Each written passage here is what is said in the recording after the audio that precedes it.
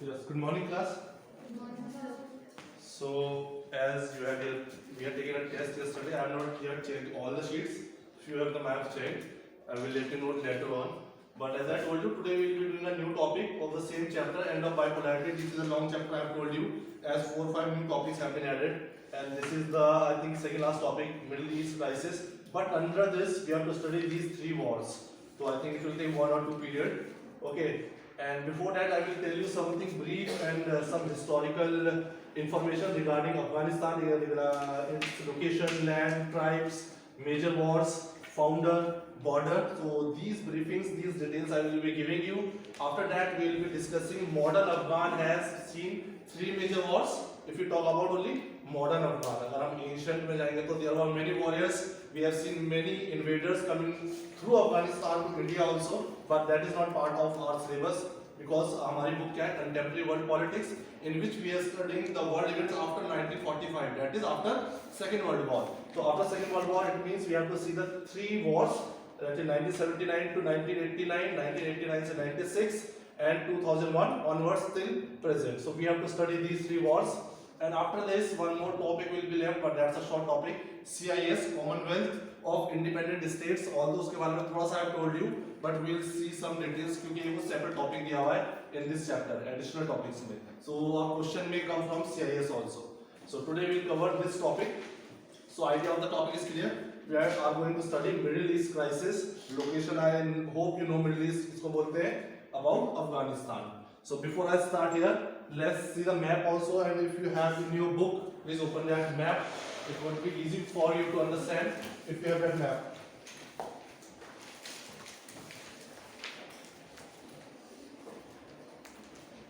Can you locate the location? Afghanistan. See, this is India, this pink part is Pakistan, and this is Afghanistan with a brown color. Previously, Pakistan was the part of India, so entire this region of Pakistan was also called as British India. So British India and Afghanistan had a border, and this border was called as Durand Line. This line was drawn by British India to separate Afghanistan from British India. तब पाकिस्तान किसका part हुआ करता था? India का हुआ करता था. A line was drawn, okay, and that line was called Durand Line. Okay, I will be giving you all that details now. And if you see the geographical location of Afghanistan, why this is such a center of attraction, this region is center of attraction, very different, because this is a landlocked country. Landlocked country, that day also I told you Pallavi, it means it does not access to any sea or ocean. वो कहीं से भी connected नहीं है to any particular big sea or ocean. Either if you see in the west Iran, if you see in the northern part Turkmenistan, Uzbekistan, okay, and if you see in the this southern part Pakistan, then India, this side east China. So this is a landlocked country from all the sides. But important thing is इसका location आप देखो, this is an important state, important territory. If you have to enter Southeast Asia, it means if you have to enter India, Thailand, these regions, Indonesia, these region, this is a route to invade all these places. That is why from the past you have been studying in ancient history, in medieval history, Afghanistan has been an important place जहाँ से invade किया है through Pakistan and India. Pakistan तो India का party था पहले, but जब भी इंडिया में invade हुए हैं, कितने भी warriors के, कौन-कौन से भी kingdoms आए, kings आए, rule आया, they invaded through Afghanistan. But Afghanistan has a very difficult terrain. These are extra things मैं बोल रहा हूँ, but difficult terrain means geographically. इसका क्या है? Central part is all covered with Hind Kush mountains. पूरा जो central part अफगानिस्तान का this region, इसमें कौन से mountains है? Hind Kush mountains. इसमें छोटी hills भी हैं, बड़े peaks भी हैं, mountains भी हैं. So this becomes a very difficult strategic location for any development. तो यहाँ पे development बहुत slow रहा है. कोई एक ruler यहाँ पे rule नहीं कर पाया क्योंकि this was a route. Cross routes अगर देखेंगे, अगर हमें सेंट्रल एशिया से हमें ट्रैवल करना है तब भी we have to cross Afghanistan. अब वेस्ट एशिया से इधर आ रहे हैं तब भी we have to cross Afghanistan. If south east Asia से हमें वेस्ट एशिया में जाना है still we have to cross Afghanistan. तो ये क्रॉस रूट में ये कंट्री, ये लोकेशन, ये टेरिटरी पड़ती है, जिसकी वजह से पास्ट में भी अगर हम एंशिएंट एंड मिडिवल हिस्ट्री में भी आप देखेंगे तो there was no permanent rule of a single warrior और सिंगल किंग. कोई भी एक टेरिटरी किसी एक कंट्रोल में नहीं निकली. बहुत शॉर्ट यहाँ पे रूल्स रहे हैं. तो इसकी स्ट्रेटेजिक लोकेशन बहुत इंपॉर्टेंट है. ये लाइन जो डिवाइड करती है अभी पाकिस्तान और अफगानिस्तान को, this line was drawn by British India, Durand line इसको बोलते हैं. So this is the location and we will study about this region. और ये मिडिल ईस्ट होता है पूरा, as I told you. India के अकॉर्डिंग देखेंगे तो this is west Asia. If you will see around the map of India, this is called Middle East. So we are studying Middle East crisis, Afghanistan. Iraq के बारे में we have seen. This is also a part of Middle East. Afghanistan में हम देखेंगे इसकी location की बात, जितने भी इवेंट्स हमने देखे हैं अफगानिस्तान में, एंड इमर्जिंग ऑफ टेररिज्म जैसे कि अल-कायदा और तालिबान, तो इस रीजन में इमर्ज कैसे हुए, इसकी स्ट्रेटेजिक लोकेशन क्या है, ज्योग्राफिकल लोकेशन क्या है, ये सब बहुत इंपॉर्टेंट रोल प्ले करता है. तो now we will start some information regarding Middle East crisis Afghanistan. As I told you, अब हम कुछ भी कर रहे हैं, first of all the map should be very much clear to you. Answer लिखने में आपको हेल्प मिलेगी, ठीक है, उसकी लोकेशन लिख रहे हो. So as you must have, if you have written the notes, it would be easier for you to understand. If you are talking about Middle East crisis, Afghanistan, first of all, I will tell you something about its location. Map I have shown you, इतना clear नहीं होगा, but if you see in your book, it will be clear. Afghanistan का क्या location है. So Islamic Republic of Afghanistan. वैसे तो normally we call it Afghanistan, but we call it as Islamic Republic of Afghanistan as formally. Is a landlocked country. Now I will be reading, you will be able to understand. Landlocked country क्या हो तो understood है. North में भी countries है, land area है, west में भी, east में भी और south में भी, center में और पूरा एक इसने block कर रखा है. अगर हमें south east में आना है तो हमें अफगानिस्तान को क्रॉस करना है, क्रॉस रूट पे पड़ता है, ठीक है. It is a landlocked country, confluence west, central and southern Asia. अगर हम इन जगहों से ट्रेवल करना है, सेंट्रल एशिया से आ रहे हैं, चाहे हम वेस्ट एशिया से आ रहे हैं, चाहे हम ईस्ट एशिया से आ रहे हैं, we have to cover this region that is Afghanistan. It is at cross routes. Only 12% land is arable. Why I am saying that only 12% land is arable? Arable means fit good for farming, for settlement, permanent settlement के लिए. The land which is good, it is called arable land. You must have studied in geography in the junior classes. अगर ये अफगानिस्तान का map इस type से something इस type से ही है, इधर पाकिस्तान है, यहाँ से इंडिया स्टार्ट होता है. तो इसका जो मैंने बताया, this central part is covered by which mountains? Hind Kush mountains, जिसमें स्मॉल पीक्स भी हैं, बिग पीक्स भी और बड़े माउंटेन्स भी हैं. Okay, and this southern part is all covered by desert. South part में पूरा डेजर्ट है. तो कुल मिला के जो ये रीजन बहुत कम बसता है, इट इज ओनली 12% जहां पर एरेबल लैंड है, रहने लायक लैंड है. दैट इज व्हाई यहां पर डेवलपमेंट वेरी स्लो, यहां पे इतना ग्रोथ नहीं हो पाया. बस यहां पे क्या इमर्ज हुआ है, टेररिज्म ही हुआ है. It is at the cross road. अगर हमें इधर से ट्रैवल करना है वेस्ट एशिया थ्रू हमें इंडिया में आना है, we have to cover this. Central Asia से you have to come here, you have to cover this. तो क्रॉस रूट में रास्ते में चौराया होता है, जैसे यू सी ऐसे हिमालय का होता है, इधर से भी आ रहे हैं, इधर से भी आ रहे हैं, भागने वाला में. तो एक टाइप से ये बोल सकते हैं क्या था, चौराया था जहां से एवरीवन हैड टू क्रॉस. हमें हरिद्वार जाना है, या हमें देहरादून जाना है, हमें ऋषिकेश जाना है, you have to cross this चौक. इन द सेम वे इस रीजन की यही इंपॉर्टेंस रही है कि ये बहुत इंपॉर्टेंट रहा है हमारी हिस्ट्री में, और कोई परमानेंट रूल भी यहाँ पर नहीं हो पाया. तो 12% लैंड इज ओनली एरेबल. उसका रीजन मैंने बता दिया, हिंदुकुश माउंटेन्स एंड साउथ में डेजर्ट है. ट्राइब्स देखते हैं. अब जो 12% लैंड एरेबल है, which are the people, which are the important tribes which are living here, must write the notes also. यहाँ पे पश्तून जो सबसे इंपॉर्टेंट, जो यहाँ पे मेजॉरिटी में पॉपुलेशन है, जो ट्राइब रहती है वो कौन सी है, पश्तून. याद रखना 42%. देन ताजिक लोग रहते हैं यहाँ पे, ओनली 27%. फिर दो और इंपॉर्टेंट ट्राइब्स है, उज़्बेक एंड हजारा. ये दोनों ईच 19%, दोनों हजारा भी और उज़्बेक भी 19% है. So I am repeating it. Pashtun 42%, Tajik 27%, Uzbek and Hazara 19% each. So is there any problem with the location? Location की important है उसकी, because it is at the crossroads from Central Asia, West Asia and Southern Asia. Now important thing is, who is the founder? Who must have found this place, that is Afghanistan or the Islamic Republic of Afghanistan? His name is Ahmad Shah Abdali. Ahmad Shah Abdali. He was also involved in the Panipat, third war of Panipat. Ahmad Shah Abdali. One mark it can come in the 18th century. याद रखेंगे, it was established in the 18th century. 18th century में emerge हुआ था Afghanistan by Ahmad Shah Abdali, who was also involved in the third battle of Panipat. Okay. Now border between British India and Afghanistan is called the Durand Line, formed in 1893.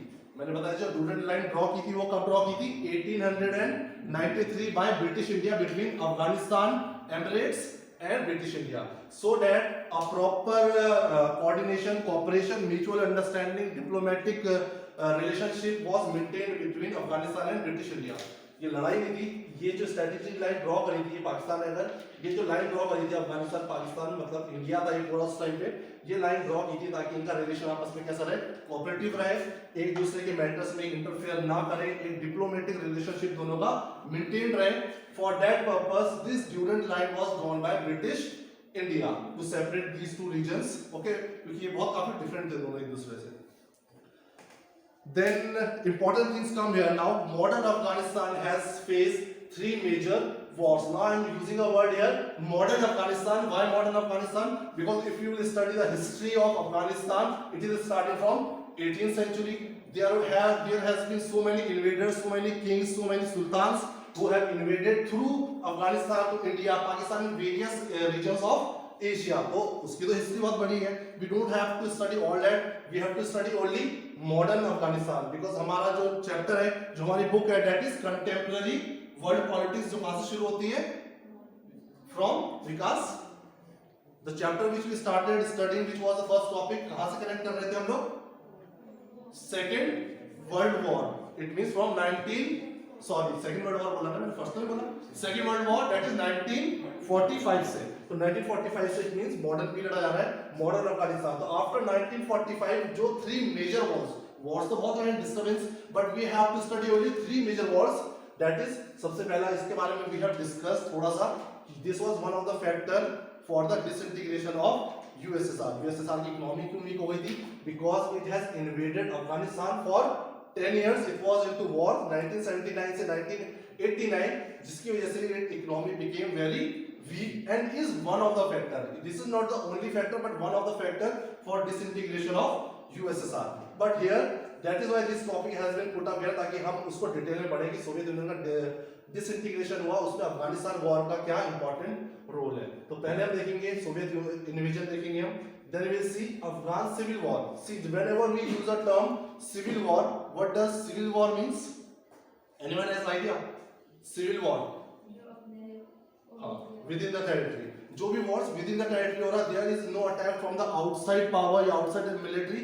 Within the territory, आपस में लोगों में क्या बन जाते हैं? Different factions बन जाते हैं to gain in the control of administration and power. Power और administration को अपने हाथ में लेने के लिए कुछ कंट्री के, एक ही कंट्री के अंदर लोग क्या डिवाइड हो जाते हैं. It means those groups are called factions. उन factions में जो आपस में वॉर शुरू होती है उसको हम क्या बोलते हैं? Civil war.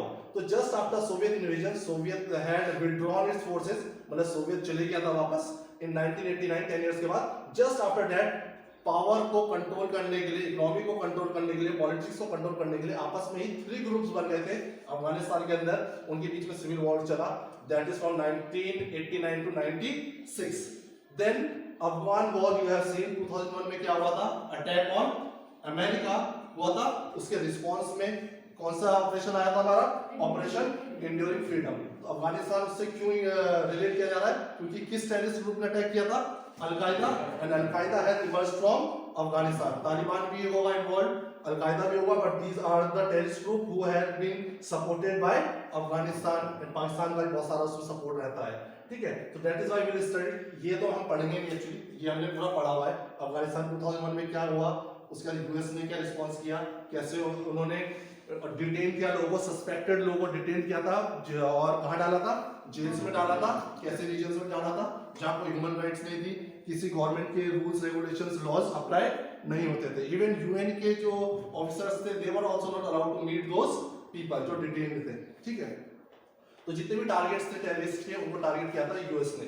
तो it was all about that. ये हम पढ़ चुके हैं थर्ड वाला. तो basically we have to focus on this two and specially this one. ये तो शॉर्ट है. So now we starting Soviet invasion. All this जो थोड़ी सी इंफॉर्मेशन दी, दिस इज इंपॉर्टेंट कि 1 मार्क का you may get a question, because CBSE ने कोई आपको इसकी पीडीएफ नहीं दी है इस टॉपिक की. ठीक है, इसकी कोई पीडीएफ सीबीएसई ने नहीं दी है. जो एक्स्ट्रा से पीडीएफ्स आई है एडिशनल टॉपिक्स की, तो मे बी इसमें से कुछ भी आ सकता है, but this is important. So now we will start with Soviet invasion. But before we start and talk about Soviet invasion 1979 to 89, let's see some background. Afghanistan में कौन रूल कर रहा था उस टाइम पे जब ये बात हो रही है? 79 में इन्वेड करता है यूएसएसआर. उससे पहले who was the ruler there या who was the president? In April 1978, the government of Daud Khan was overthrown in a coup. Coup, I told you, a sudden change in the situation, a sudden change in the political or economic situation of any place or any country is called a coup. C-O-U-P. तो क्या होता है 1978, मतलब 1 year पहले 1978 में एक coup होता है अफगानिस्तान में, जहां पर दाऊद खान की गवर्नमेंट को हटाकर दूसरी गवर्नमेंट आ जाती है. Suddenly with a plan Daoud Khan की गवर्नमेंट को हटा दिया जाता है. उसको सडनली हटाने का मतलब क्या हो गया? सडन चेंज मतलब देयर वाज अ कूप. और ये कूप किसकी वजह से आया था? क्योंकि उसकी जब गवर्नमेंट हटी दाऊद खान की, after this the power came in the hands of leftist party. It means by a coup यहां पर एक नई गवर्नमेंट आ गई 1978 में, and that government was leftist party. Whenever remember there will be a word leftist party, it means that party is following the ideology of communalism, socialism. जो USSR follow करती थी, leftist party follow the same type of ideas and thoughts. May be उनका same ideology now, same pattern now, but उनके जो thoughts होते हैं, जो ideas होते हैं to rule is same like USSR. तो यहाँ पर अफगानिस्तान में 1978 में दाऊद खान की गवर्नमेंट को हटा करके लेफ्टिस्ट पार्टी को गवर्नमेंट में रूल दे दिया जाता है. और उस पार्टी का नाम क्या है? लेफ्टिस्ट पार्टी का name you have to remember, People's Democratic Party of Afghanistan. You have to remember this. One mark आ सकता है. What was the name of the leftist party which came with a coup after the fall of Daud Khan government? Daud Khan की government fall हुई suddenly, and उसके बाद जो government I leftist party. What was the name of that leftist party? So you will have to write People's Democratic Party of Afghanistan. See, they are using the word democratic in real sense. It does not exist, but still they are using that term. In short, it's PDPA. So now we'll study about, अब यहाँ से लग रहा है हमें Soviet invasion क्यों होता है, क्या चेंजेस आते हैं. सबसे पहली बात you have to remember, जो ये लेफ्टिस्ट पार्टी आई, ये अपने आप से नहीं आई है. This was backed, supported by USSR और the Soviet Union. जो अफगानिस्तान में गवर्नमेंट आई, याद रखेंगे, लेफ्टिस्ट पार्टी आई with a coup that was supported and backed up by Soviet Union. Soviet Union ने इतना कंट्रोल तो था ना उस टाइम में, सेकंड वर्ल्ड की सेकंड सुपर पावर में से एक थी वो. तो that wanted to control Afghanistan. Afghanistan को कंट्रोल करना चाहते थे, तो दे हैड बैक्ड अप, एक गवर्नमेंट उन्होंने बनाई, उसको सपोर्ट किया morally, diplomatically, economically, military support भी दिया कि आप अपनी गवर्नमेंट बनाइए, but on the ideology of socialism. उन्होंने इसलिए लेफ्टिस्ट पार्टी बनाई. The new government with Soviet banking introduced land and social reforms. अब क्या होता है, जैसे ही लेफ्टिस्ट पार्टी आती है हमारे अफगानिस्तान में, दाऊद खान की गवर्नमेंट को हटा के सबसे पहला जो ये काम करते हैं, ये कौन से रिफॉर्म्स लाना चाहते हैं? यहाँ पर लैंड और सोशल रिफॉर्म्स. रिफॉर्म्स मतलब सोसाइटी के अंदर चेंजेस लाना चाहते हैं, and these changes will be according to which ideology? Socialism, communism. जो यूएसएसआर में होता था, that type of changes they wanted to bring in the society of Afghanistan. But as you know, this is a Islamic country, Islamic dominant country है, so they have different type of rules regulations to support and promote their religion, that is इस्लाम. ये जो rule करते हैं अपना किसके according करते हैं? इस्लाम. शरिया बोलते हैं उसे. क्या होता है? शरिया कोड. शरिया कोड होता है strict rule regulation which Islamic country has to follow. तो अफगानिस्तान में मैक्सिमम जो पॉपुलेशन थी मुस्लिम्स की, दे वर फॉलोइंग शरिया कोड. मतलब जो मुस्लिम्स के लिए कंपलसरी एक बिहेवियर का रूल्स रेगुलेशन होता है, they how they have to live, उस चीज को फॉलो करना चाहते थे. बट सोवियत यूनियन बैक्ड, जो गवर्नमेंट आई यहाँ पर, सोवियत यूनियन नहीं आई थी, क्या है? सोवियत यूनियन बैक्ड गवर्नमेंट, मतलब जिस गवर्नमेंट को सोवियत यूनियन सपोर्ट कर रही थी, that government wanted to bring social and land reforms which were resented by largely Muslims and anti-communist population, and these reforms were not accepted by the people of Afghanistan, mostly Muslims and non. कुछ Muslims थे, इस वजह से they were not ready to accept these reforms, ये changes नहीं चाहते थे. And some people who were not Muslims, और भी tribes थे, I told 3 type of tribes were there, 3-4 type की tribes थी, and these tribes कुछ थी जो they were against anti-communist. वो लोग कैसा सिस्टम को फॉलो करना चाहते थे? कैपिटलिस्ट को. They did not wanted to follow communist. तो 2 टाइप के लोग थे, जो मुस्लिम थे, they were against these reforms क्योंकि दे फॉलोड द शरिया कोड, एंड कुछ लोग जो नॉन मुस्लिम भी थे, but they were also against communism. Okay, so this was the reason. वहां पे क्या होता है, अनरेस्ट की सिचुएशन स्टार्ट हो जाती है अफगानिस्तान के अंदर.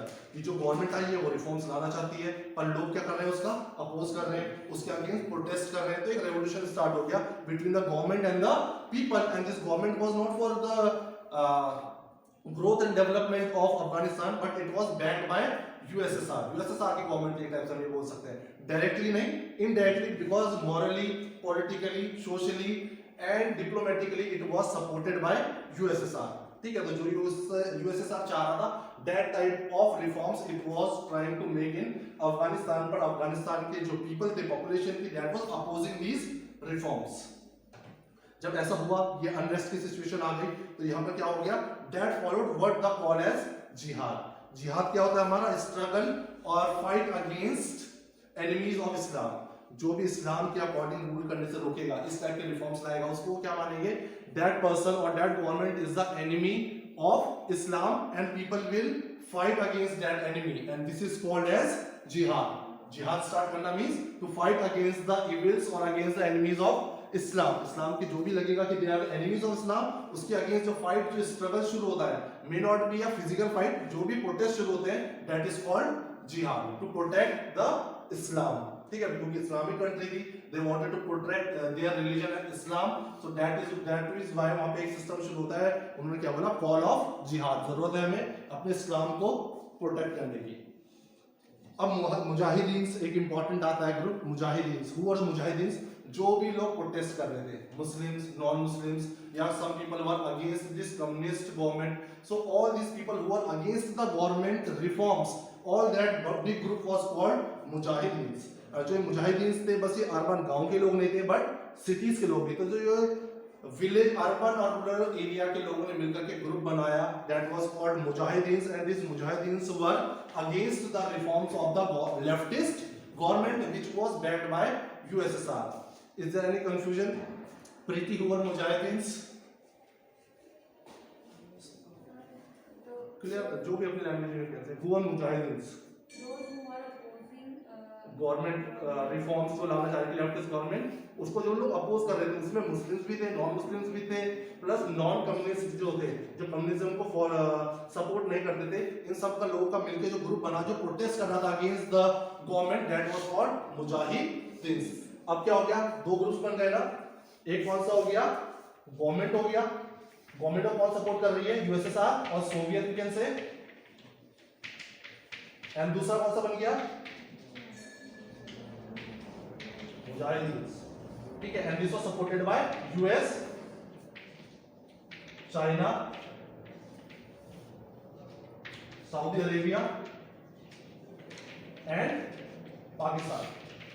ठीक है, so you need to understand the government, leftist government, जो लाना चाहती थी कौन से रिफॉर्म्स, सोशल और लैंड रिफॉर्म्स लाना चाहती थी अकॉर्डिंग टू कम्युनलिज्म, वो गवर्नमेंट को सपोर्ट कर रही थी, USSR या सोवियत बोल सकते हैं. एंड दिस मुजाहिदीन जो ग्रुप बन गया था अगेंस्ट टू फाइट गवर्नमेंट के जो अगेंस्ट थे, that was supported by US, China, Saudi Arabia, Pakistan. अब इट डजंट मीन कि ये डायरेक्टली वॉर में आ गए थे यहाँ पे अफगानिस्तान के अंदर, बट मुजाहिदीन को सपोर्ट कहां से मिल रहा था, मिलिट्री का सपोर्ट, इकोनॉमी का support, moral support, diplomatic support, training और equipments to fight against the government. USSR की जो इनको USSR का जो चीज सपोर्ट मिल रही थी टू फाइट द वॉर, इनको इन कंट्री से सपोर्ट मिल रहा था.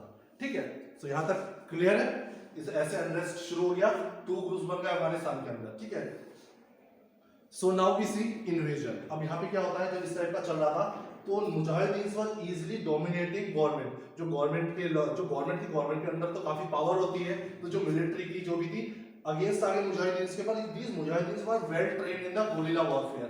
गोरिल्ला वॉर क्या होता है, छुप छुप के लड़ाई करना, कंटिन्यूस लड़ाई नहीं होती, कुछ टाइम तक बंद हो जाती है, छुपे रहते हैं वो, फिर अटैक करते हैं छुप के, इस टाइप की वॉर चलती है, उसको हम बोलते हैं गोरिल्ला टैक्टिक्स या गोरिल्ला वॉर. तो दे वर वेल ट्रेन्ड दीस मुजाहिदीन, क्योंकि यहाँ से इन्हें फंडिंग कहाँ से आ रही थी, US से, चाइना, सऊदी अरेबिया, पाकिस्तान से, हर टाइप का सपोर्ट मिल रहा था.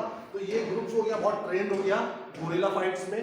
तो यहाँ पे क्या होता है, गवर्नमेंट को इजीली हराने लगते हैं. दिस सप्रेस्ड गवर्नमेंट, यहाँ पे जब गवर्नमेंट सप्रेस होने लगती है, नाउ USSR सोवियत यूनियन को नीड फील होती है कि now it is a time to send our own troops to fight again मुजाहिदीन. क्योंकि यहाँ पे मुजाहिदीन ने सप्रेस कर दिया था गवर्नमेंट को, डोमिनेट कर रहे थे अफगानिस्तान को, because it was being supported by so many powerful countries. So यहाँ पर रिक्वायरमेंट होती है, सोवियत को अब लगा कि हमारी जो गवर्नमेंट है, बैकअप ही तो दिया है उन्होंने, बट नाउ फिजिकली हमें अपने ट्रूप्स, अपनी आर्मी को भेजना पड़ेगा इन मुजाहिदीन को सप्रेस करने और यहाँ से इरेडिकेट करने के लिए, हटाने के लिए. यहाँ पे कम्युनिस्ट गवर्नमेंट को इम्पोज करने के लिए या स्टैब्लिश करने के लिए हमें अपनी, तो क्या होता है फिर फाइनली सोवियत यूनियन का भेजती है 1979 की नाइट को, दे स्टार्ट इन्वेडिंग अफगानिस्तान। ठीक है, स्टोरी समझ आई थोड़ा सा। अब देखते हैं इन्वेजन। तो इसीलिए मैंने जो नोट्स में देख रहे होंगे अलग से डाला इन्वेजन। इन्वेजन से पहले क्या हुआ है, गवर्नमेंट और मुजाहिदीन के बीच में डिफरेंसेस थे, यहाँ पे ये डोमिनेंट हो गए थे, काफी पावरफुल थे। तो अब यहाँ पे रिक्वायरमेंट हुई सोवियत को, now we have to interfere directly. तो डायरेक्टली अब क्या होता है इन्वेजन में, these uprisings जो ये सब चल रहा था, these uprisings along with infightings and coup within the government prompted the Soviet to invade the country on the night of 24th December 1978। 24 सितंबर की रात को 1979 में यूएसएसआर इन्वेड करता है अफगानिस्तान में, क्योंकि जो सिचुएशंस चल रही थी उसको कंट्रोल करने के लिए उन्हें लगा था गवर्नमेंट कंट्रोल नहीं कर पा रही है इसको, मुजाहिदीन को, लेफ्टिस्ट गवर्नमेंट जो थी। सो अब ये 24 दिसंबर की नाइट को इन्वेड करते हैं अफगानिस्तान में। ओके, अब क्या होता है with in nearly 1 lakh troops. कितने ट्रूप्स आते हैं, it is a very big number, 1 lakh troops आते हैं, क्योंकि इनको पता था कि जो ये मुजाहिदीन से they are being supported by US, China, Saudi Arabia, Pakistan, so we need a huge number of troops to fight against मुजाहिदीन। ओके, सो यहाँ पे अराउंड 1 लाख ट्रूप्स आते हैं सोवियत के, controlled all major cities towns, जितनी भी अफगानिस्तान की मेजर सिटीज और टाउन्स थे इंपॉर्टेंट, उसको तो सोवियत आर्मी इजीली कैप्चर कर लेती है, मुजाहिदीन वहां से एस्केप कर जाते हैं एंड दे एस्केप। मैंने बताया है अफगानिस्तान का ट्रेन बहुत डिफिकल्ट है, मैंने बताया था ना, अगर ये अफगानिस्तान है, सेंट्रल पार्ट में क्या है पूरा हिंदकुश माउंटेन्स, इधर क्या है पूरा डेजर्ट, 20% ही तो एरेबल लैंड था, जहां पे सिटीज और टाउन्स हैं। So these cities and towns were captured bye,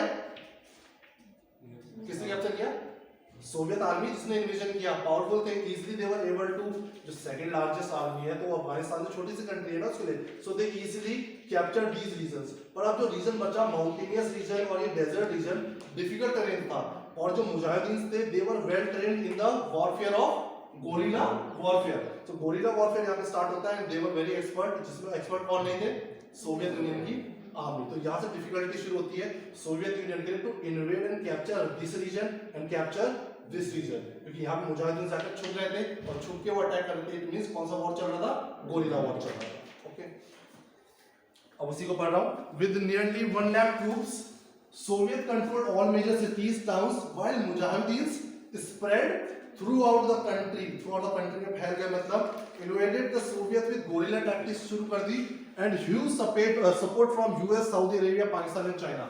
और जब ये गोरिल्ला वॉर चल रहा था, still they were being supported financially, military के जो इक्विपमेंट्स होते हैं, आर्म्स, एम्युनिशन, सब कुछ सप्लाई कौन कर रहा था, US, China, Saudi Arabia and Pakistan, these were supporting. इसी टाइम पर जब ये सब चल रहा था, अच्छे से वॉर चल रहा था, गोरिल्ला वॉर चल रहा था, यूएस ने इन्वेड कर रखा था सिटीज को, टाउन को, इक्वल लड़ाई चल रही थी, पता नहीं चल रहा था कौन जीतेगा या कौन हारेगा। इसीलिए this war went so long for 10 years, क्योंकि हारते कैसे, ये तो सपोर्ट मिला हुआ था इनके यहाँ से, कुछ इनके भी जो थे वॉरियर्स मर रहे थे, सोवियत यूनियन के सोल्जर्स के भी मर रहे थे उसमें, पर क्या 10 years तक ऐसे ही चलता रहा। हम किसी को ये नहीं बोल सकते थे कि मुजाहिदीन ने दोबारा से कैप्चर कर लिया पूरे अफगानिस्तान में, सोवियत आर्मी को हरा दिया, या हम ये भी नहीं बोल सकते सोवियत आर्मी ने इजीली इन्वेड कर लिया था पूरे अफगानिस्तान को। तो सिचुएशन वाज इक्विवेलेंट क्यों थी, अगर बस मुजाहिदीन अलोन होते तो सेकंड्स लगते सोवियत यूनियन को to eradicate this tribe या this group which was called Mujahideen, who were promoting and fighting for Islam, that is fight against jihad, जिसको बोलते हैं call of jihad to protect Islam। ठीक है, तो ये ग्रुप था, पर इस ग्रुप का सपोर्ट किसका था, इन लोगों का था, क्योंकि उस टाइम क्या चल रहा था, कोल्ड वॉर भी चल रहा था। कोल्ड वॉर ऑफ कोर्स जब यूएसएसआर किसी कंट्री के अगेंस्ट आएगी तो उसके सपोर्ट में कौन आएगा, यूएस आएगा, and these are also the allies of US, ये यूएस के साथी थे। ठीक है, और हमेशा इन वर्ल्ड पॉलिटिक्स में क्या होता है, कुछ पर्सनल मोटिव होता है हमेशा टू सपोर्ट या अपोज समवन। अगर हम किसी को सपोर्ट कर रहे हैं, it means I have some my personal motive, friendship type of कुछ नहीं होता है। वी मस्ट, हमारा कोई इकोनॉमिक, पॉलिटिकल, सोशल मोटिव 100% होता है अगर हम किसी को सपोर्ट कर रहे हैं या किसी के अगेंस्ट है। यहां तक it is clear. So various, इस टाइम पे जब इस टाइप की सिचुएशन 10 ईयर तक दिस वाज कंटिन्यूअस, और इसमें कुछ चेंज नहीं आ रहा है वॉर में, ये ऐसे ही इनका चलता रहा, ये सपोर्ट कर रहे थे या अपोज कर रहे थे, सोवियत यूनियन भी ट्राई कर रही थी। तो इस टाइम पे यहाँ पे 2 वॉर लॉर्ड्स, बहुत बड़ा वर्ड है वॉर लॉर्ड, जिससे आज हम और पूरा वर्ल्ड बहुत ज्यादा इन्फ्लुएंस्ड है, influence in the sense negative influenced है, बहुत नर्वस है बिकॉज ऑफ टेररिज्म। और वो दो ग्रुप कौन से हैं, तालिबान एंड अल कायदा। This is the only period between 1979 and 1998 जब ये दो टेररिस्ट ग्रुप इमर्ज होते हैं अफगानिस्तान में, जिसका नाम क्या है हमारा, तालिबान एंड अल-कायदा। ठीक है, इमर्ज इन 1980s, इसीलिए एक पर्टिकुलर टर्म नहीं आता है, हम क्या लिखते हैं 1979 के बाद आया तो हम क्या लिख देते हैं 1980s। इसका मतलब 80 से 90 तक, इन 10 साल के बीच में ये दोनों ग्रुप इमर्ज, एक दिन में तो कुछ इमर्ज नहीं हो जाता है, इट इज अ प्रोसेस जिसमें एक ग्रुप बनता है। एंड 1980s का ये फेज है, याद रखेंगे, जब ये टेररिज्म ग्रुप इमर्ज होते हैं अफगानिस्तान में, that is al Qaeda and Taliban.